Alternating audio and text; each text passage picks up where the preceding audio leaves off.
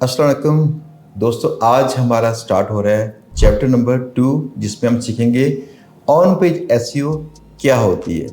On page SEO आपकी website के pages, website की सेटिंग और कंटेंट से मुतल्लिका है ताकि आप गूगल को ये बावर करवा सकें कि आपका पेज या आपकी वेबसाइट ज़्यादा रेलिवेंट है। अब इसमें सबसे पहली चीज़ क्या होती है, जो लोग गलतियां कर रहे हैं पहले से, मैं आपको पहले बता दूं कि इसमें बहुत सारे कीवर्ड्स डालना नहीं होता। इसमें कीवर्ड्स को एज इट इज़ अपनी टाइटल में, हेडलाइंस में डालना नहीं होता। ये थोड़ा सा डिफरेंट है। आपने इसमें क्या कुछ सीखेंगे, सबसे पहली चीज़ सीखेंगे ऑन पेज एसईओ में कि जिस कीवर्ड को आपने कैप्चर करना है या उस पर अपनी किसी ब्लॉग पोस्ट को रैंक करना है, तो उस कीवर्ड को सर्च करके आप देखेंगे अमेरिका में या दूसरे कंट्री में जहां पे आप रैंक करना चाहते हैं उस कंट्री में पेज 1 पे किस तरह के पेजेस रैंक करते हैं। तो आप सबसे पहला पार्ट ये करते हैं, कंटेंट की टाइप, एंगल और साथ में फॉर्मेट उसका मैच करते हैं।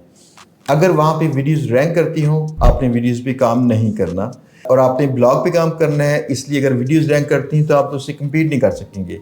लिहाजा सबसे पहला उसका कंटेंट का फॉर्मेट, उसकी एंगल, उसका जो टाइप है वो भी मैच करनी पड़ेगी आपको। ये है ऑन पेज एसईओ।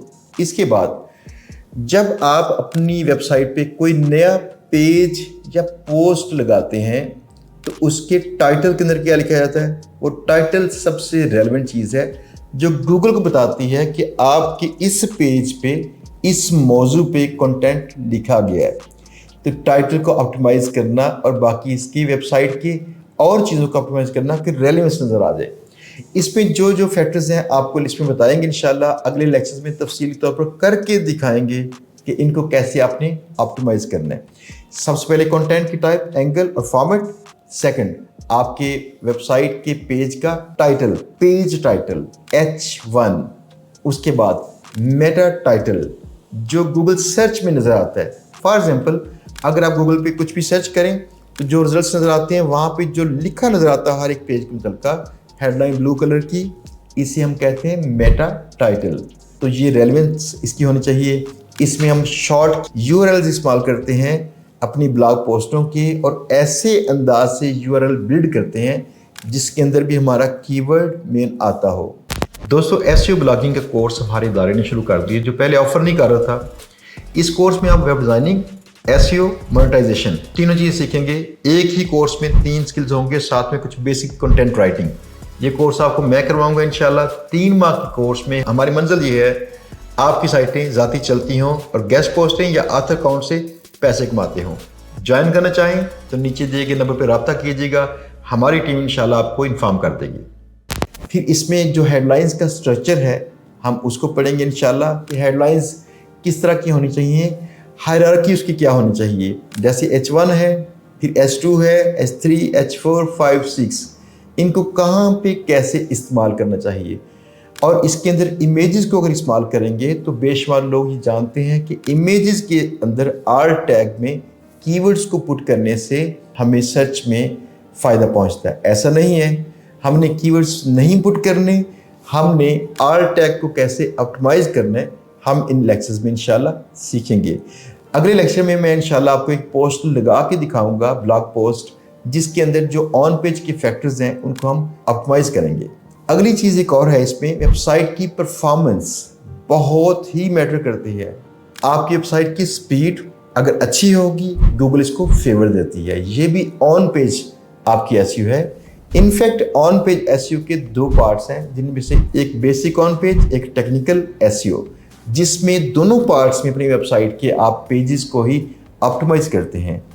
तो टेक्निकल एसईओ के अंदर हम इंशाल्लाह अलग एक फॉर्मेट में पढ़ेंगे कि यहाँ पे कौन कौन सी चीज़ें आपको टेक्निकल एसईओ के हवाले से करनी चाहिए। वो एक लिहाजा से मॉड्यूल पूरा मौजूद है, पूरा चैप्टर है इसका, आप उसको इंशाल्लाह आइंदा आने वाले लेक्चर्स में देखेंगे। लेकिन फिर भी बताऊं कि ऑन पेज एसईओ में जो फैक्टर्स हैं इनमें OG टैग्स भी बहुत इंपॉर्टेंट होते हैं कि जब आपका पेज किसी सोशल मीडिया पे शेयर किया जाए तो पेज के अंदर एक कोड लगा होता है जो उसको बताता है मैं कौन सा इमेज उठाऊं पेज से और किस तरह ब्लॉग का प्रीव्यू बना के किसी सोशल मीडिया पे दिखाऊं। फॉर एग्जांपल, आप अगर डिज़ाइन वैली का कोई पेज पकड़ें और अपने फेसबुक पोस्ट पे लगाना चाहें तो फेसबुक कुछ देर में उसका इमेज और टाइटल निकाल लेगी और ऐसी बड़ी पोस्ट बना के दिखा देगी। आपने सिर्फ लिंक लगाने की कोशिश की थी। ये बिहाइंड द सीन क्या होता है, ओजी टैग से।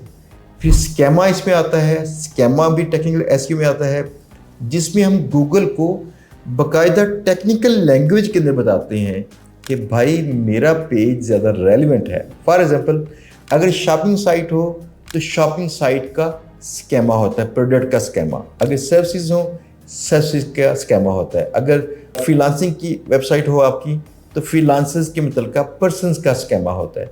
अगर ब्लॉग पोस्ट है तो ब्लॉग पोस्ट का स्कैमा होता है। ये स्कैमा किस तरह से लगाते हैं, इंशाल्लाह ये भी हम सीखेंगे आइंदा आने वाले लेक्चर्स में।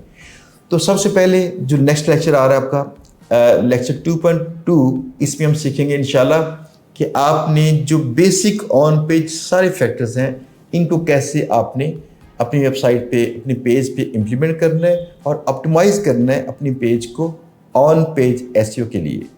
वेट कीजिएगा, बहुत जल्द इंशाल्लाह आ रहा है नया लेक्चर। तब तक के लिए दोस्तों, अल्लाह हाफिज़।